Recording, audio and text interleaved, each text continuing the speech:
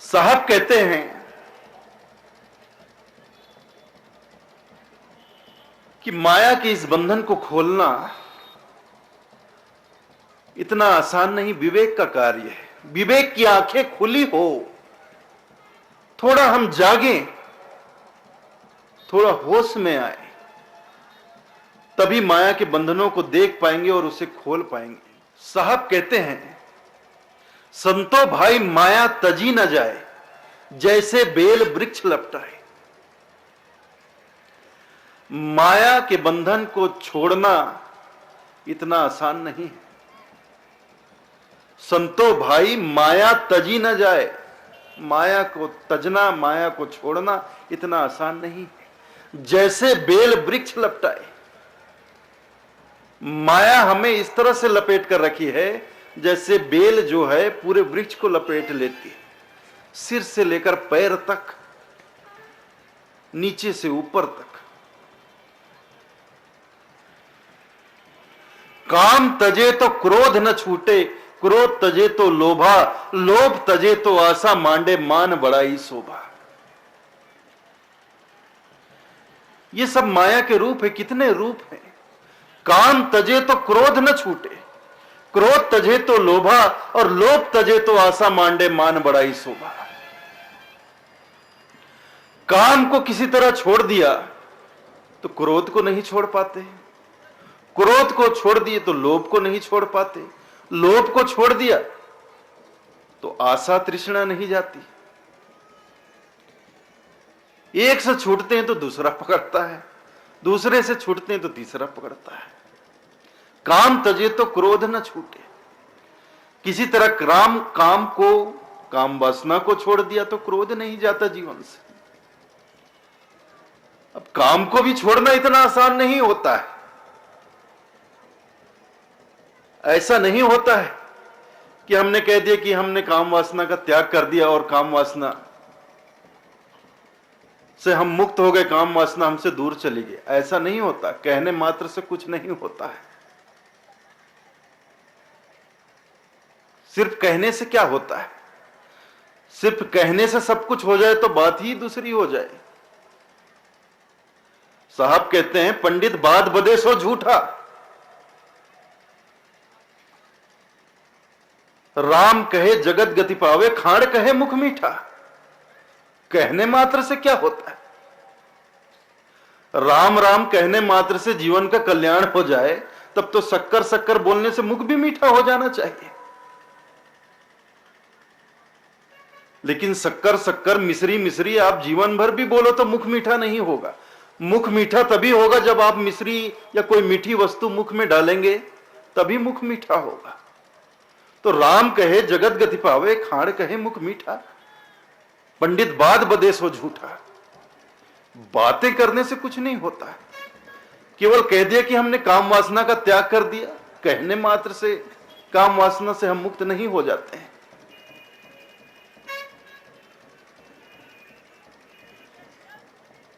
और ज्यादातर लोग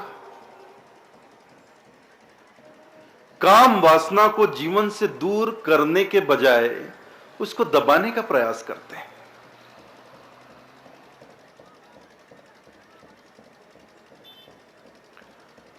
और यह बहुत घातक होता है।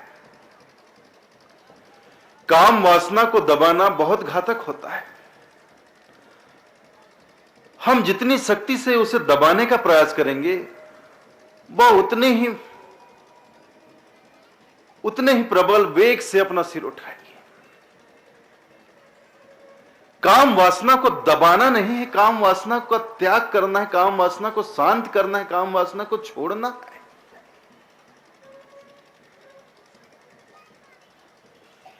एक महात्मा जी का आश्रम था। सन्यासी थे, परम विरक्त महात्मा थे। उनका आश्रम था, उनके अनेक शिष्य वहां पर रहते थे, सभी सन्यासी थे। और संत जी जो सन्यासी थे, महात्मा जी, अपने शिष्यों को यही उपदेश देते थे कि देखो, वासना को दबाओ मत, वासना का त्याग करो, वासना को शांत करो, उसका परित्याग करो, उसे अपने जीवन से दूर करो, दबाओ मत। यही उपदेश दिया करते थे, यही शिक्षा दिया करते थे।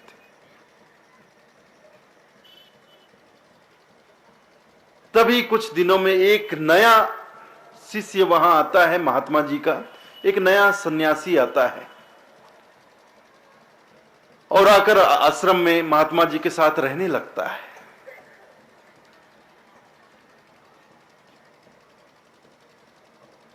महात्मा जी उसे अपनी शरण में ले लेते हैं, आश्रम में जगह दे देते हैं। वह नया शिष्य भी आश्रम में रहने लगता है, लेकिन वह जो उनका नया शिष्य था, उसकी एक आदत थी, वह 24 घंटे खड़ाऊ पहना रहता था।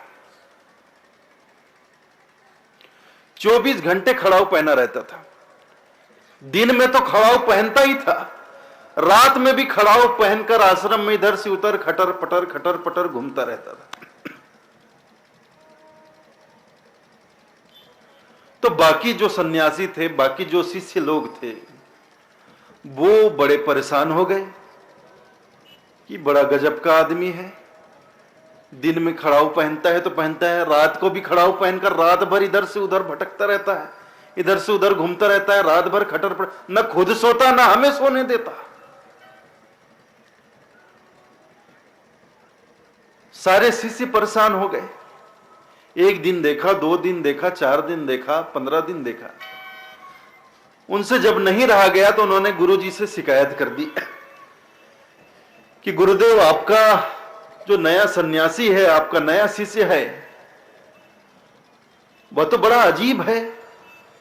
दिन में तो खड़ाऊ पहनता है, दिन में तो हम भी खड़ाऊ पहनते हैं, लेकिन ये तो रात भर खड़ाऊ पहन के इधर से उधर घूमता रहता है, ना खुद सोता है ना हमें सोने देता है, रात भर खटर पटर करता है। हम बड़े दुखी हो गए, परेशान हो गए। तो महात्मा जी ने उस नए शिष्य को अपने पास बुलवाया, बुलाकर पूछा, क्यों भाई, मुझे मालूम हुआ है कि तू पूरी रात खड़ाऊ पहन के इधर से उधर घूमता रहता है, ना खुद सोता है ना दूसरे को सोने देता है, क्या बात है, क्यों सबको परेशान कर रहा है, क्या तकलीफ है तुझे? दिन में खड़ाऊ पहनता है, बात समझ में आती, ये रात भर खड़ाऊ पहन के तू क्या करता है, क्यों इधर से उधर घूमता रहता है? तो नया सन्यासी था, घबरा गया। महात्मा जी ने बार बार पूछा, क्या बात है, क्या तकलीफ है तुझे, क्यों पहनता है रात भर खड़ाऊ तू, क्या जरूरत है तुझे रात भर खड़ाऊ पहन के इधर से उधर भटकने की, घूमने की?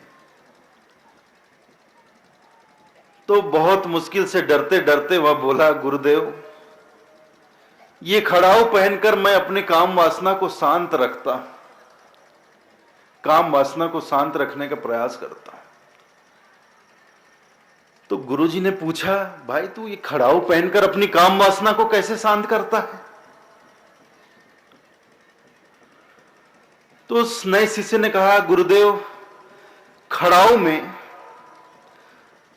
मैंने एक खास जगह पर लकड़ी में एक उभार बनाकर रखा हुआ है।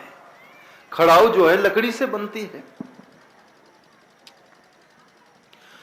तो कहता है, लकड़ी में मैंने खड़ाऊ में एक खास जगह पर उभार बनाकर रखा हुआ है। जब मैं उस खड़ाऊ को पहनता हूं तो मेरी काम इंद्री का नस उसमें दब जाता है, तो मेरी काम वासना शांत रहती।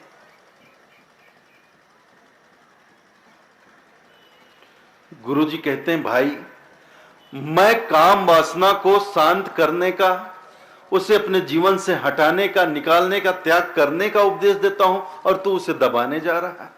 तो उस नए शिष्य ने ऐसा ही किया था। उसने अपनी खड़ाऊ पर एक खास जगह पर उभार बना लिया था। उसको जब पहनता था तो उसकी काम इंद्री का नस दब जाता था, तो उसका काम शांत रहता था। तो गुरुजी ने कहा, हद कर दी तूने। मैं कहता हूं अपने जीवन से काम वासना को दूर करो, त्याग करो, और तुम काम वासना को दबा रहे हो। काम वासना को दबाना काम वासना से मुक्त होना नहीं है। किसी को दबा कर रखोगे तो आज नहीं तो कल, कल नहीं तो परसों अपना सिर उठाएगा ही। कब तक दबा कर रखोगे?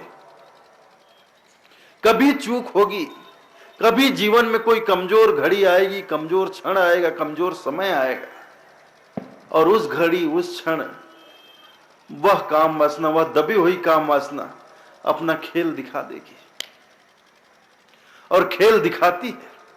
ये किसी से छुपी हुई बात नहीं।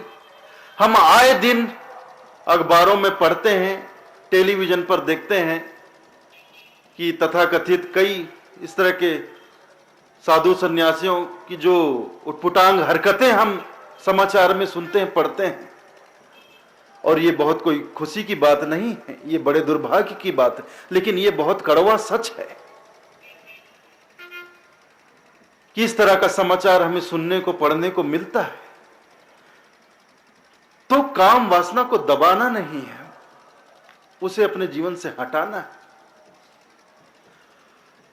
साधना से, संयम से